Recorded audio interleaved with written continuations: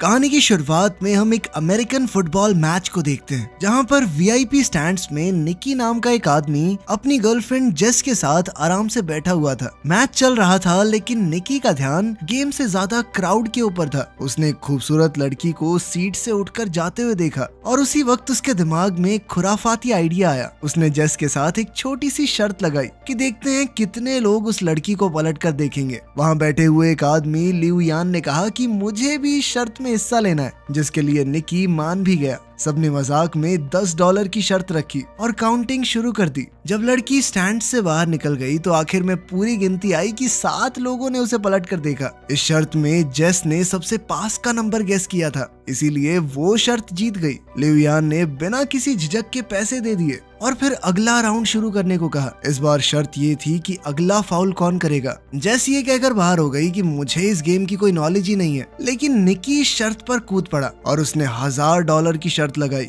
सीटी बजते ही रेफरी ने फाउल का सिग्नल दिया और निकी ने जिस टीम पर दाव लगाया था वो सही निकला। उसने शर्त जीती और पैसे अपनी पॉकेट में डाल लिए। लिऊ यान शर्त हारने के बाद भी और ज्यादा एक्साइटेड हो गया। उसने कहा कि अब की बार $5000 की शर्त लगाते हैं। इस बार का सवाल ये था कि अब की बार वो बॉल को पास करेंगे या उसे लेकर दौड़ेंगे। निकी 5000 का दाव खेलने में थोड़ा हिचकिचा रहा था, लेकिन आखिरकार वो मान ही गया। लिऊ यान ने गेस किया कि वो भागेंगे और निकी ने कहा कि पास करेंगे, और सीटी बजते ही प्लेयर ने सच में बॉल लेकर दौड़ लगा दी, जिस वजह से निकी अब $5000 हार गया। अब निकी ने डिसाइड किया कि कोई बात नहीं, 5000 हार गए, अब बंद करते हैं, और उसने जेस से कॉफी पीने चलने को कहा। लेकिन लिऊ यान ने जिद पकड़ ली। उसने कहा कि तुम वीआईपी लाउंज में बैठे हो, पैसा तो है तुम्हारे पास, $5000 से क्या होता है, एक और बाजी खेलो, इस बार $10,000 की। और आखिरकार निकी मान ही गया। और अब सवाल था कि ये प्लेयर अगला पास सही तरीके से कामयाब कर पाएगा या नहीं। निकी ने प्रेडिक्ट किया कि हाँ, पास दे देगा ये, लेकिन दूसरी टीम ने पास को बीच में ही रोक लिया। अब निकी $15,000 हार चुका था। पैसे निकालते हुए निकी थोड़ा परेशान हुआ। उसने थोड़ा सोचा और कहा कि चल इस बार 50,000 की लगाते हैं। ये सुनकर जेस चौंक गई, लेकिन निकी गुस्से में दिख रहा था। इस वक्त किस्मत उसका साथ नहीं दे रही थी। वो अगली शर्त फिर से हार गया, जिसके बाद उसे 50,000 और देने पड़ गए। अब जेस ने उसे तुरंत रुकने को कहा, लेकिन निकी के ऊपर उसका गुस्सा और ईगो भारी पड़ गई। उसने बिना सोचे समझे अगली शर्त लगा दी $1,00,000 की। लिऊ यान ने मजाक उड़ाया और कहा कि तुम्हारे पास इतने पैसे हैं भी। निकी ने बिना कुछ ज्यादा कहे कैश का पूरा एक बंडल टेबल पर फेंक दिया। इसके बाद तो लिऊ यान भी एक्साइटेड हो गया। अब निकी ने शर्त लगाई कि अगला पास देखना इंटरसेप्ट हो जाएगा, पूरा नहीं होगा, लेकिन इस बार पास कामयाब हो गया। निकी ने अब लाखों डॉलर्स का नुकसान उठा लिया था। अब वो समझ नहीं पा रहा था कि इस मुसीबत से कैसे निकलूं। उसकी इस हरकत से जेस भी बहुत हैरान थी, लेकिन अब गेम बहुत ज्यादा तगड़े लेवल पर पहुंच चुकी थी। निकी ने कहा कि मेरे पास $1 मिलियन बचे हैं, पूरी शर्त लगाते हैं, देखते हैं कौन जीतेगा। इस बार ताश के पत्तों से फैसला होगा। लिऊ यान लगातार जीत रहा था, तो अब वो खुशी से पागल हो रहा था। उसने निकी को एक एटीएम मशीन की तरह देखना शुरू कर दिया।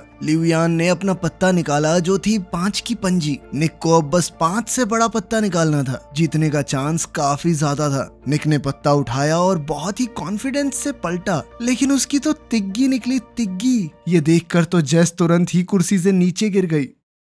निकी ने जब गेम स्टार्ट की थी तो सिर्फ $4000 लगाने का मूड था, लेकिन अब तक वो $1 मिलियन से ज्यादा हार चुका था, यानी लगभग 9 करोड़ रुपए के करीब। इस शर्मनाक हार के बाद उसके पास कहने को कुछ नहीं बचा था, तो उसने चुपचाप जेस का हाथ पकड़ा और उसे बाहर ले जाने लगा। उसका मन बहुत दुखी था, लेकिन लिऊ यान अभी भी उसे और चिढ़ाने लगा। उसने कहा कि यही होता है बेटे उस्ताद के साथ खेलने का नतीजा। निकी ने रुक कर एक और शर्त लगाई, $2 मिलियन की। अब आइडिया थोड़ा नया था। निकी ने चैलेंज दिया कि लिऊ यान किसी भी रैंडम प्लेयर को दूरबीन से चुन सकता है, और अगर निकी ने उसका जर्सी नंबर सही से गेस कर लिया तो जीत उसकी। लिऊ यान इस बात से थोड़ा कंफ्यूज हो गया। उसने कहा कि ये तो भाई दिमाग पड़ने वाली बात हो गई। उसे लग रहा था मानो निकी अपने पैर पर खुद कुल्हाड़ी मार रहा है। उसे थोड़ा शक भी था कि कहीं निकी कुछ चीटिंग तो नहीं कर रहा। उसके शक को दूर करने के लिए निकी ने कहा कि चल मैं गेस भी नहीं करता, इस बार जेस करेगी गेस। जेस ने गुस्से से निकी को देखा। उसे समझ नहीं आ रहा था कि आखिर ये चल क्या रहा है। क्या चांस है कि इतने लोगों में मैं जिसका जर्सी नंबर बोलूंगी वही होगा। ये कहकर वो वहाँ से जाने लगी, लेकिन लिऊ यान के सिक्योरिटी गार्ड ने उसे जाने से रोक लिया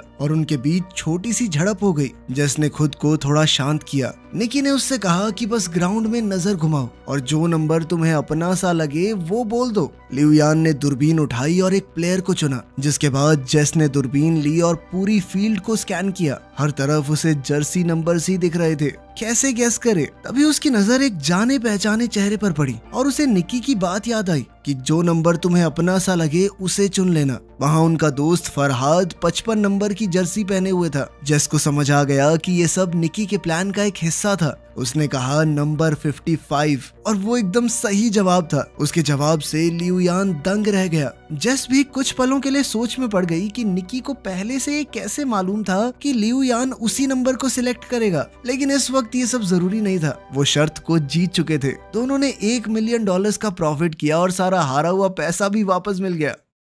2 बड़े कैश से भरे हुए बैग लेकर वो स्टेडियम से बाहर निकल गए। कार में निकी ने जेस को बताया कि ये सब कुछ उनके प्लान का हिस्सा था। वो लिू यान को काफी समय से ट्रैक कर रहे थे। दरअसल लिू यान हाई सोसाइटी में अपनी जुआ खेलने की बुरी आदत के लिए मशहूर था। उसके सामने कोई कुछ भी शर्त लगाए वो कूद पड़ता था। निकी की टीम ने ये पूरा प्लान बनाया था। जैसे ही लिू यान ने अपने होटल रूम से बाहर कदम रखा, उसके सबकॉन्शियस माइंड में नंबर 55 डाला गया। सिक्योरिटी गार्ड के लेबल पिन में भी 55 लिखा था। स्टेडियम के रास्ते में साइन बोर्ड्स पर भी वही नंबर था और उन्होंने उसे सिर्फ ये नंबर दिखाया नहीं बल्कि सुनाया भी। मैच देखने आते वक्त उन्होंने लिू यान की गाड़ी में एक गाना चलवाया था जिससे उसे बार बार 55 नंबर का हिंट मिले। उस गाने में 124 बार 55 जैसी आवाज निकल रही थी, जिस वजह से लिू यान का दिमाग बार बार उस नंबर की तरफ खिंचा जा रहा था। साथ ही उसे फरहाद की एक फोटो भी दिखाई गई थी जिससे वो एक विजुअल मेमोरी बन गई। जब वो दूरबीन से देख रहा था तो उसका दिमाग नेचुरली नंबर 55 की तरफ गया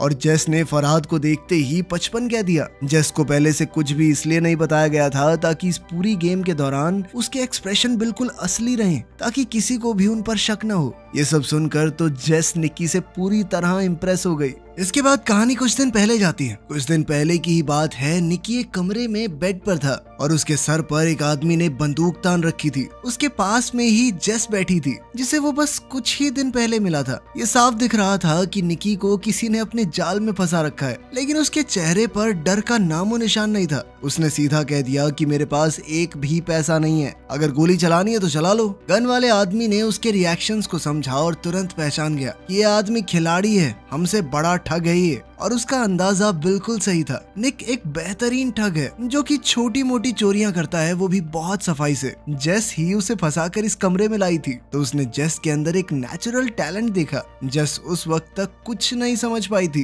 खैर जब वो बंदूक वाला आदमी चला गया तब निकी ने जेस से कहा कि तुम्हारे पास एक गिफ्ट है और अगर तुमने लोगों को ठगने की अपनी इस ताकत को अच्छे से तराश लिया तो सारी जिंदगी बैठ के खा सकती हो। निकी ने कहा कि हमारा तो पारिवारिक धंधा ही है, मेरा बाप उसका बाप सब ठग थे, वो पुश्तैनी ठग है। हर ट्रिक हर एक चाल उसके लिए एक गेम थी। जेस ने बिना समय गवाए थोड़े पैसे निकाले और कहा कि मैं आपसे सीखना चाहती हूँ। निकी ने भी समय बर्बाद करना जरूरी नहीं समझा। बाहर जाते वक्त भी निकी ने जेस की एक अंगूठी चुरा ली थी और उसे पता तक नहीं चला था। जब तक जेस समझ पाती कि हुआ क्या है तब तक उसकी घड़ी भी गायब हो चुकी थी और जब उसने हैंडबैग में घड़ी रखी तो निकी उसका वॉलेट निकाल चुका था। इन सारे कारनामों के बाद निकी ने कहा कि हाथ की सफाई, टाइमिंग और थोड़ा सा स्टाइल, बस यही चाहिए इस काम में। उस दिन निकी ने उसे गुड बाय के अलावा कुछ और नहीं कहा। कुछ महीने बाद जेस ने उसे न्यू ऑरलीन्स शहर में ढूंढ निकाला जहां निकी ने एक नई टीम बनानी शुरू की थी। उन दोनों की मीटिंग भी असल में एक टेस्ट था। वो देखना चाहता था कि जेस उनकी टीम को ज्वाइन करने के लायक भी है या नहीं। जब जेस ने हामी भरी तो निकी ने उसे टीम के एक आदमी के साथ मेले में भेज दिया। आज जेस की पहली प्रैक्टिकल असाइनमेंट थी। वो मैप हाथ में लेकर कुछ लोगों से रास्ता पूछने लगी। तभी उसके साथी ने चुपके से एक टूरिस्ट का कैमरा लेंस चुरा लिया। फिर एक दूसरे साथी ने जानबूझकर एक आदमी को टक्कर मारी और जेस ने उसका वॉलेट निकाल लिया। जेस को अब अपने चोरी करने के स्टाइल में थोड़ा कॉन्फिडेंस आने लगा था। उसने चॉपस्टिक्स की मदद से एक और औरत के बैग से वॉलेट निकाल लिया और सब कुछ इतना स्मूथ था कि किसी को शक भी नहीं हुआ। निकी ये सब कुछ एक बिल्डिंग के टॉप से देख रहा था। उसने टीम से कहा कि उसे अकेला छोड़ दो, अब उसके उड़ने की बारी है। जेस ने एक के बाद एक महंगा सामान चुराना शुरू कर दिया और उसकी हर चोरी के साथ निकी की आंखों में उसके लिए इज्जत बढ़ने लगी। अब निकी ने उसे एक और बड़े असाइनमेंट के लिए भेज दिया। इस बार ये एक हाईटेक फ्रॉड था। खास तरह के लेंसेज की मदद से वो लोग दूसरों के पत्ते देख सकते थे और फिर अपने ओपोनेंट्स को आसानी से हरा देते। यहाँ पर क्रेडिट कार्ड चुराने का सिस्टम भी चल रहा था। कार्ड को चुरा कर चुपके से एक टीममेट के पास भेजा जाता, जहाँ एक डिवाइस उसके डेटा को कॉपी करता और फिर वो कार्ड वापस उसी शख्स की पॉकेट में चला जाता। जब तक किसी को कुछ पता चलता तब तक पूरा अकाउंट खाली हो जाता। एक और ठगी का सिस्टम था, नकली एटीएम मशीन। जब भी कोई एटीएम से पैसे निकालता तो मशीन में उसका पिन अपने आप स्टोर हो जाता। फरहाद उस मशीन को चुपचाप हटाकर सारा डेटा ले जाता। सारे क्रेडिट कार्ड्स को अलग अलग कैटेगरीज में रखकर उनसे लग्जरी आइटम्स खरीदे जाते और आखिर में उनके डेटा को ब्लैक मार्केट में बेच दिया जाता। जेस ने एक दिन एक खूबसूरत नेकलेस देखा और पहन लिया, लेकिन निकी ने कहा कि इसे तुरंत उतार दो। उसने सख्ती से समझाया कि सारी चीजों को बेचना होगा, कुछ भी हमारा पर्सनल नहीं होना चाहिए। जेस पहली बार इतने बड़े लेवल की ठगी देख रही थी। चुराई हुई चीजों के पहाड़ के बीच में खड़े होने का फील कुछ और ही था। अगले दिन जेस और फरहाद एक अमीर इलाके में घूम रहे थे। उनका काम था नाटक करना। फरहाद बेहोश हो गया और जेस चिल्लाकर एक्टिंग करने लगी, प्लीज कोई हमारी मदद करो प्लीज। एक तरह की डिस्ट्रैक्शन थी जिसका फायदा टीम के बाकी लोगों ने आसपास के अमीरों का सामान चुरा कर उठाया और फिर पूरी टीम एक एम्बुलेंस में छुपकर निकल गई। ये सब कुछ इतना अच्छे से प्लान था कि कोई कुछ समझ ही नहीं पाया। उस रात उन सब ने मिलकर सेलिब्रेट किया। निकी ने सबकी तारीफ की क्योंकि सिर्फ एक हफ्ते में उन्होंने 1.2 मिलियन डॉलर कमा लिए थे। अगले दिन टीम के सभी लोग अलग होने वाले थे। सभी डॉक्यूमेंट्स को डिस्ट्रॉय कर दिया गया और सबको भरोसा दिलाया गया कि कुछ दिनों के अंदर तुम्हारे पैसे तुम्हारे बैंक अकाउंट में आ जाएंगे। लेकिन पुराने मेंबर जानते थे कि निकी का एक लास्ट मिशन अभी भी बाकी है। उन्होंने उसे 1.2 मिलियन कैश दिया और जेस के सामने वार्निंग भी दी कि इसे जुए में उड़ा मत देना। अगली सुबह निकी जेस को ले गया स्टेडियम के वीआईपी लाउंज में। उसने जेस के सामने पूरा तमाशा किया और उसे दिखाया कि कैसे कुछ ही मिनटों में हम मिलियन डॉलर्स कमा सकते हैं। जेस उस वक्त तक निकी के थोड़े थोड़े प्यार में पड़ने लगी थी। उसे लगने लगा था कि वो निकी की गर्लफ्रेंड है, तभी तो वो उसे ये सब कुछ दिखा रहा है। लेकिन निकी ने शुरुआत से ही उसे बस ठगी के लिए ही अपने ग्रुप में शामिल किया था। जब सब कुछ खत्म हो गया तो निकी ने उसे $80,000 कैश दिया और आखिर में कहा गुड बाय। जेस ने उसकी तरफ देखा, उसकी आंखों में आंसू थे, उसका दिल टूट गया था। एक तरफ वो निकी से सच में प्यार कर बैठी थी, दूसरी तरफ उसे ये भी लग रहा था कि $80,000 बहुत कम है, क्योंकि निकी ने अभी अभी $1 मिलियन कमाए थे। लेकिन निकी की दुनिया में जज्बातों के लिए कोई जगह नहीं थी और जेस ने अब उसका असली रंग देख लिया था। लगभग 3 साल बाद हम एक रेस कार को सर्विस स्टेशन में घुसते हुए देखते हैं और जल्द ही हमें निकी भी वहां नजर आया। उसकी आंखों में थकान थी और उसके चेहरे पर साफ लिखा हुआ था कि पैसे खत्म होने वाले हैं। लंच के वक्त उसकी एक रेस कार टीम के मालिक गरिया के साथ मीटिंग थी। गरिया की रिसर्च टीम ने EXR नाम का एक नया एल्गोरिदम डेवलप किया था, लेकिन वो इस एल्गोरिदम को और बढ़िया करके अपने जीतने के चांसेस और बढ़ाना चाहते थे। इसके लिए उन्होंने निकी को काम पर रखा। प्लान बिल्कुल सिंपल था। निकी उनका चीफ इंजीनियर होने का नाटक करेगा, फिर वो ऐसा दिखाएंगे कि उसके और गरिया के बीच में लड़ाई हो गई है ताकि दूसरी टीम्स उनके जाल में फंस सकें। इसके बाद निकी फिर EXR का एक फेक वर्जन बेचेगा राइवल टीम को और असली सिस्टम गरिया की टीम इस्तेमाल करेगी, जिससे उनकी जीत पक्की हो जाएगी। डील के हिसाब से निकी को 1 मिलियन यूरोस मिलने वाले थे इस काम के लिए और फेक सिस्टम बेचने से जो कमाई होगी वो भी उसकी। निकी ने इस काम को मजाक समझा। इतना सिंपल स्कैम तो वो नींद में भी कर सकता था, लेकिन गरिया के बटलर को उस पर बिल्कुल भरोसा नहीं था। उसने सीधा निकी को धमकाते हुए कहा कि अगर कुछ भी गड़बड़ की ना तो गोली सीधी छाती में मारूंगा तेरी। निकी ने एक टक्सीडो पहना और शाम को एक पार्टी अटेंड करने के लिए निकल गया। उनका प्लान था भीड़ के बीच में अपना झगड़ा करना, पर उनका प्लान तो तभी बिखर गया जब जेस ने एंट्री मारी, एक लाल ड्रेस में सीढ़ियों से उतरते हुए, और वो सीधा जाकर गरिया के गले लग गई। ये देखकर निकी का दिमाग घूम गया। उसने जेस को 3 साल से देखा ही नहीं था और अब वो किसी और के साथ थी, और वो भी उस आदमी के साथ जिसने निकी को काम पर रखा है। जेस ने आराम से निकी के पास आकर कहा कि अब मैं कोई ठग नहीं हूँ और जो कुछ भी 3 साल पहले हुआ था अब उन बातों का कोई मतलब नहीं। उसने ये भी कहा कि गरिया को निकी और उसके बीच के पुराने रिश्तों के बारे में कुछ नहीं पता और कहा कि अगर ये बात दबी रहे तो ही बेहतर होगा। ये सब सुनकर निकी का खून खौल गया। उसने वोडका का ग्लास उठाया और एक ही बार में खाली कर दिया। पहले उसे लड़ने के लिए एक्टिंग करने की जरूरत थी, अब तो उसे वैसे ही खुंदक आ रही थी गरिया पे, और उसने सबके सामने जबरदस्त झगड़ा किया।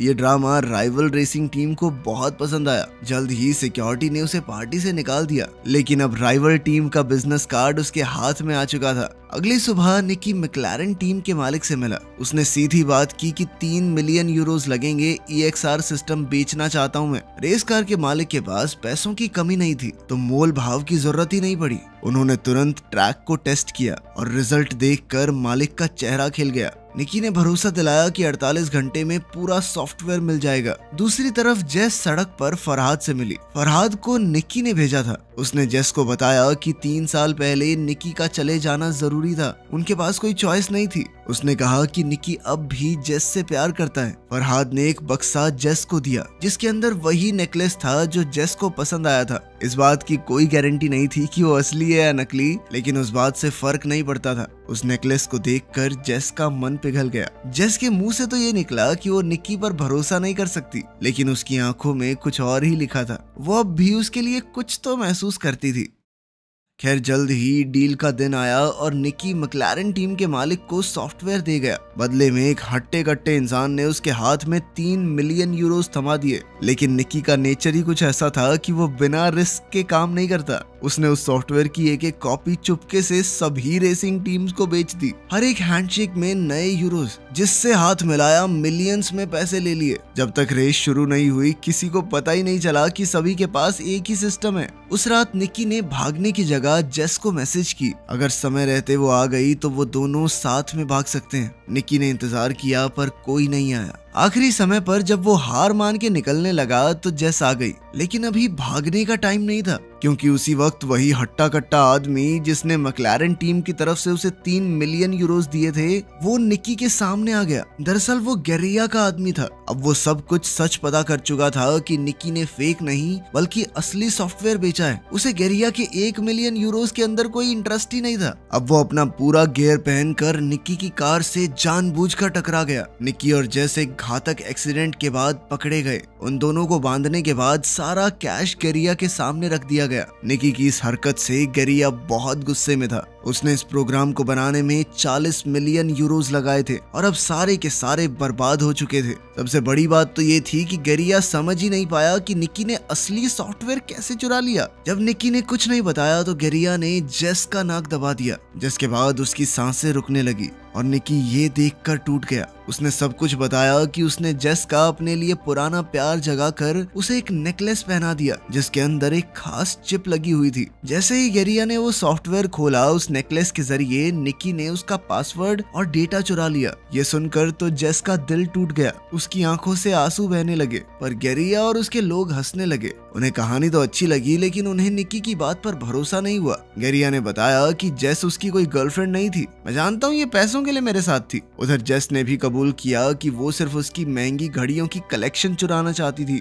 निकी इस बात से हैरान था कि जेस ने उसे जलाने के लिए गेरिया के साथ प्यार में होने का नाटक किया था। अब दोनों ही पकड़े गए थे। गेरिया ने ज्यादा वक्त नहीं लिया। उसने बुचर से पूछा कि निकी ने सॉफ्टवेयर कैसे चुराया। जैसे ही निकी बोलने लगा, बुचर ने गोली चला दी। वो गोली सीधी निकी के सीने में घुस गई। गेरिया का चेहरा सफेद पड़ गया। उसने घबराकर बुचर से कहा कि पैसा वापस कमाया जा सकता है, लेकिन अगर मर्डर के चक्कर में अंदर हो गया ना मैं, तो जिंदगी खत्म। उसने बुचर को तुरंत निकाल दिया और वेयरहाउस से भाग गया। जेस बहुत ज्यादा रो रही थी, लेकिन बुचर ने कहा कि डरने की जरूरत नहीं है। वो असलियत में निकी का ही आदमी था, और सच कहूँ तो उसका बाप हूँ मैं, असली बाप। उसने गोली जानबूझकर दिल के साइड में चलाई थी। उसने टेप से जख्म को सील किया, सुई से खून निकाला और उसकी छाती में एयर प्रेशर को स्टेबलाइज किया। अचानक निकी ने फिर से अपनी आंखें खोल दी। वो अब भी जिंदा था। ये एक्ट थोड़ा पागलपन से भरा हुआ था, लेकिन काम तो कर गया। पैसों का ढेर उनके पीछे पड़ा था और वो तीनों वहाँ से निकल गए। निकी दरअसल एक अनाथ था और उसे इसी बटलर ने पाला था। उसने ही निकी को ये सारी चोरी चकारी की स्किल्स सिखाई थी।